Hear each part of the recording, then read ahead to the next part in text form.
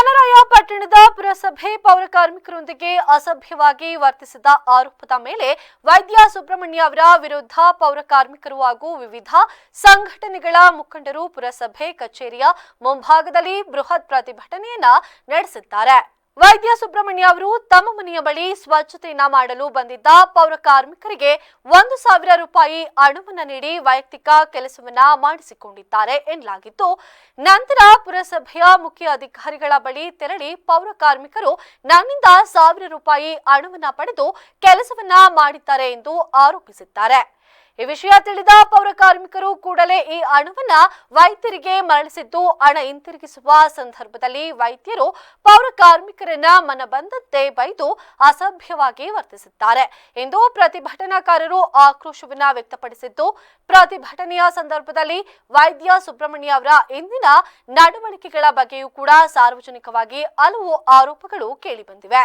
ಪುರಸಭೆ ಕಚೇರಿಗೆ ಚಡ್ಡಿ ಧರಿಸಿ ಬರುವ ಮೂಲಕ ಕಚೇರಿಯ ಘನತೆಗೆ ಧಕ್ಕೆಯನ್ನ ತರುತ್ತಿದ್ದು, ಸರಿಯಾದ ಮೂಲಭೂತ ಸೌಕರ್ಯಗಳಿಲ್ಲದೆ ಕ್ಲಿನಿಕ್ ಅನ್ನ ನಡೆಸುತ್ತಿದ್ದು, ತಮ್ಮ ಸ್ವಾಭಿಮಾನಕ್ಕೆ ಧಕ್ಕೆಯನ್ನ ತಂದಿರುವ ವೈದ್ಯರ ವಿರುದ್ಧ ಕಠಿಣ ಕ್ರಮವನ್ನ ಕೈಗೊಳ್ಳಬೇಕು. ಈಗಾಗಲೇ ಪಟ್ಟಣದ ಪೊಲೀಸ್ ಠಾಣೆಯಲ್ಲಿ ದೂರು ದಾಖಲಿಸಿದ್ದು, ತಪ್ಪಿತಸ್ಥ ವೈದ್ಯರ ವಿರುದ್ಧ ಕಾನೂನು ಕ್ರಮ ಜರುಗುವವರೆಗೂ ಕೂಡ ಹೋರಾಟ ಮುಂದುವರಿಸುವುದಾಗಿ ಎಚ್ಚರಿಸಿದ್ದಾರೆ.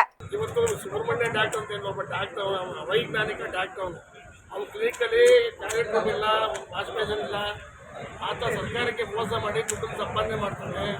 ವಿನಾಕಾರಣ ಬಡವ್ರ ಮೇಲೆ ಸುಮ್ಮನೆ ಗೊಂದಲ ಮಾಡ್ತಾನೆ. ಅವ್ರ ಮಂದವ ಕ್ಲೀನ್ ಮಾಡ್ಬೇಕಂತ ಕರ್ಕೊಂಡೋಗಿ ನಮ್ಮ ಸಮಾಜದವರೆಲ್ಲ ಪೌರ ಕಾರ್ಮಿಕರೆಲ್ಲ ಹೋಗಿ ಕ್ಲೀನ್ ಮಾಡಿದಾಗ ಅವ್ರಿಗೆ 1,000 ರೂಪಾಯಿ ದುಡ್ಡು ಕೊಟ್ಟರೆ ಈಗ ಇಸ್ಕೊಂಡವ್ರೆ, ಮನೆ ಕೆಲಸನೂ ಮಾಡಿಸ್ಕೊಂಡವ್ರೆ. ಈಗ ಅದನ್ನು ಬಂದು ಅಧಿಕಾರಿಗಳ ತವ ಕಂಪ್ಲೇಂಟ್ ಮಾಡೋಂತಿದೆಯಲ್ಲ, ಇದು ಭಾರಿ ನೋವಾಗಿದೆ ನಮಗೆ. ಹಾಗಾಗಿ ನಮ್ಮ ಅಣ್ಣತಂಗಿರು ನಮ್ಮ ತಾಯಿನೆಲ್ಲ ಇವತ್ತು ಹೋರಾಟ ಮಾಡ್ತಾರೆ. ಈ ಹೋರಾಟಕ್ಕೆ ದಲಿತ ಸಂಘಟನೆ ಆಗ್ಬೋದು ಮತ್ತು CIT ಸಂಘಟನೆ ಎಲ್ಲ ಮುಖಂಡರು ನಾವು ಬೆಂಬಲ ಸೂಚಿಸ್ತಾ ಇದ್ದೀವಿ. ಇದೇ ರೀತಿ ಸುಬ್ರಹ್ಮಣ್ಯ ನಡ್ಕೊಂಡ್ರೆ ಮುಂದಿನ ದಿನಗಳಲ್ಲಿ ಆತ ಮೇಲೆ ಉಗ್ರವಾದಂಥ ಹೋರಾಟ ಮಾಡೋಕ್ಕೆ ನಾವು ನಡೆಯಿದ್ದೀವಿ. ಅವನ್ನ ಮುಗಿಸ್ಬೇಕು, ಕ್ಲಿನಿಕ್ನ ಮುಗಿಸ್ಬೇಕು. ಕಾರಣ ಅಲ್ಲಿ ಯಾವುದೇ ಥರ ಸವಲತ್ತಿಲ್ಲ. ರೋಗಿ ಕೆಲಸ ದುಡ್ಡನ್ನು ಮಾಡ್ತಾರೆ. ಈತನ ಮೊದಲು ಬಂದ್ ಮಾಡಬೇಕು.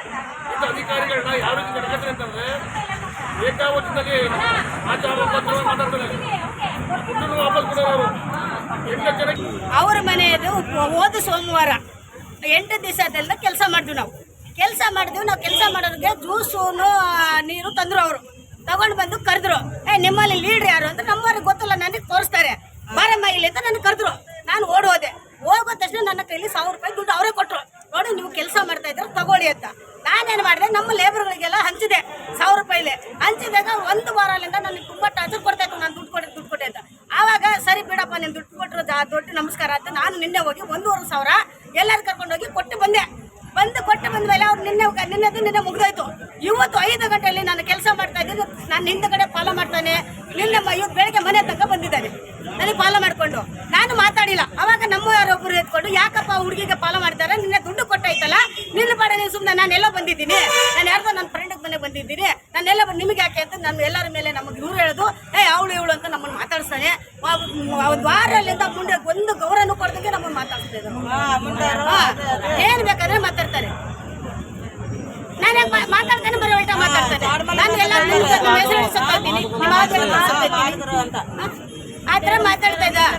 ಎಲ್ಲರೂ ಯಾರು ಅವ್ರು ಕೊಟ್ಟಿದ್ದೆ ನಾವು ಇಸ್ಕೊಂಡಿದ್ದಕ್ಕೆ ನಾವು ಅದು ಮತ್ತೆ ತಿರುಗಿ ವಾಪಸ್ ಕೊಟ್ಟೇ ಬಿಟ್ಟಿದ್ದೀವಿ. ನಾವು ಅವ್ರು 1 ರೂಪಾಯಿ ದುಡ್ಡು ಇಟ್ಕೊಳ್ಳೋಕ್ಕೆ ತಗೊಂಡೋಗಿ ಕೊಟ್ಟು ಬಂದಿದ್ದೀವಿ. ನಿನ್ನೆ ಮಾತಾಡಿದ್ವಿ. ಆಯ್ತು ಸ್ವಾಮಿ, ನೀನು ತಪ್ಪಾಯ್ತು, ನಾವು ಇಸ್ಕೊಂಡಿದ್ದಕ್ಕೆ ಆಯ್ತು ತಗೊಂಡು ಹೋಗಿ ಅಂತ ಕೊಟ್ಟು ಬಂದಿದ್ದೀವಿ. ನಾವು ದುಡ್ಡು ಕೊಟ್ಟಾದ ಮೇಲೆ ಅವರು ಸುಮ್ಮನೆ ಇರಬೇಕು ತಾನೆ. ಮತ್ತೆ 5 ಗಂಟೆಗೆ ನನಗೆ ಕ್ಲೀನಾಗಿ ಕೆಲಸ ಮಾಡಿಸಿ ಅಂತ ಮಾತಾಡ್ತಾರಂತೆ. ಎಲ್ಲ ಮಾತಾಡ್ಬೋದು. ನಮ್ಗೆ ಮುಂಡೇರು ಅಂತ ಅವ್ರ ಏನೋ ಅಂದ್ಬಿಟ್ಟು ಮುಂಡೇರು ಅಂತ ಮಾತಾಡಕ್ಕಾಗುತ್ತಾ? ಪ್ರತಿಭಟನೆಯಲ್ಲಿ ವಿವಿಧ ದಲಿತ ಪರ ಹಾಗೂ ಕನ್ನಡ ಪರ ಸಂಘಟನೆಗಳ ಮುಖಂಡರು ಮತ್ತು ಪುರಸಭೆಯ ಎಲ್ಲಾ ಪೌರ ಕಾರ್ಮಿಕರು ಪಾಲ್ಗೊಂಡಿದ್ದರು.